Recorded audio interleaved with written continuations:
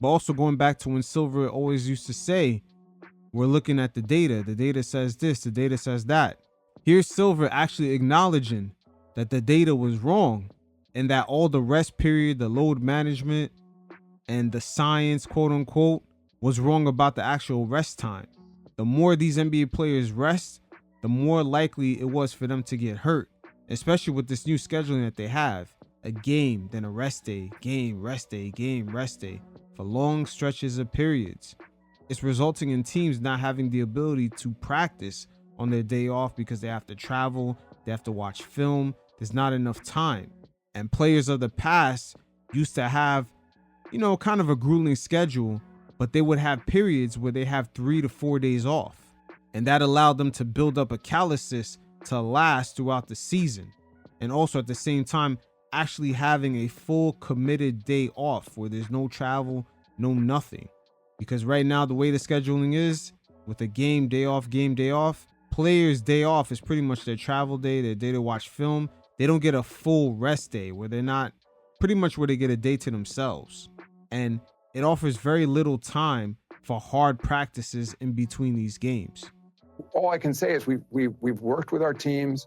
We're working a lot on the science. I think, incidentally, you don't hear load management so much around the league anymore because I think we've dispelled that notion that it's somehow through some analytics or a computer program that on November 12th, you can make a decision that a player should sit out on December 20th, which is what was going on in the league. And in fact, my understanding, at least of the data that's come in so far, it may even be the case that some of the early season injuries are caused by players not having enough load. Because Thank you. Now, right there, look at Colin Cowherd's sentiment. Thank you. It's about time they admit this.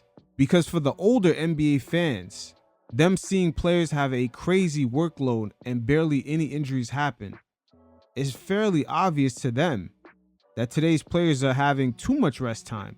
Because why are all these injuries happening when they have plenty of days off? Something is not adding up.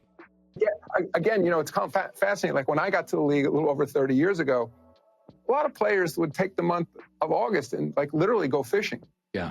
They would chill out and they would like eat a little bit more, gain a little bit of weight.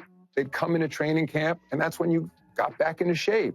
And you'd lose those pounds and you'd play your way and train and practice back into game shape. Now, there's hardly a player in the league that isn't working out every single day. Guys even go to the finals. They take a day off, they're back on the floor. But often it's specialized one-on-one training, it's weight room work, whatever it is. It's not 5-on-5 basketball. And a lot of it, in fairness, these players, and that's what frustrates me too, because they don't take a day off. They're some of the hardest working athletes out there. But then they have it in their head that they're more likely to get injured if they're playing 5-on-5 and basketball. They're not. Yeah. So, yeah. Right. So then they come back into training camp, and it's still not necessarily 5-on-5. There's the preseason. Silver, come on, keep it 100, man. Keep it a buck. The preseason is shortened, and guys are barely practicing that hard like they used to during the preseason. There's barely 2-a-days. The preseason is fairly short. If guys are coming off of injuries, they barely have enough time to ramp up, to get into game shape, to get into game speed, get their bodies used to playing at game speed.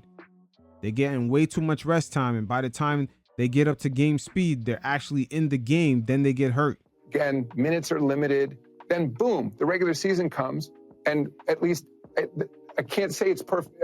I know it's causation yet, but there's certainly correlation early in the season that you see those guys. And it's interesting. It used to be we would hear from teams that you're going to injure our players if they play for USA basketball, the U.S. national team, the Olympic team, right, or the national teams, from the countries they're from. In fact, it's the opposite. We have fewer injuries, and maybe not surprisingly, from the guys who participate in competition over the summer, because the load is maintained. They're not overdoing it. But they come back, and there's that the consistency of the load, throughout the off season. So I think this is an area too where better data, AI is changing everything. Yeah. Where we're going to be in a position, I think, where we can convince the teams and convince the players that actually playing is in their interest. But unfortunately, we're never going to be able to completely solve that issue for that family that comes to that game and is disappointed. Now, Silver, that's going to be a hell of a feat because the younger generation of players, they come into the league expecting a load management day. Many vets like Damian Lillard spoke on this. Young guys are coming in expecting a day off after a certain amount of time. So this will be a cultural shift internally that the NBA will have to go through. And most importantly, we have to admit, it's about the money also. The streaming services paid all that money for the games. They do not want star players to be out, because entering streaming, these games are going to be a lot harder to find. And imagine if the narrative gets out there that star players are taking games off. People are not even going to check for these games. I mean, just think about it. When you log into your Amazon, your Peacock app, or even the brand new ESPN streaming app, they're going to have a bunch of icons on the menus showing different shows, movies, documentaries, clips. You have a lot to choose from. So in order to click on the game, you have to bypass all that. And the NBA product is going to have to be on point to maintain that attention span, because streaming is a different interaction with the audience from television. Long gone are the days of people flickering through a television channel, or even a television channel having the power to just show one programming for that hour block. Yeah, these brand new interactions are going to have to be taken into consideration.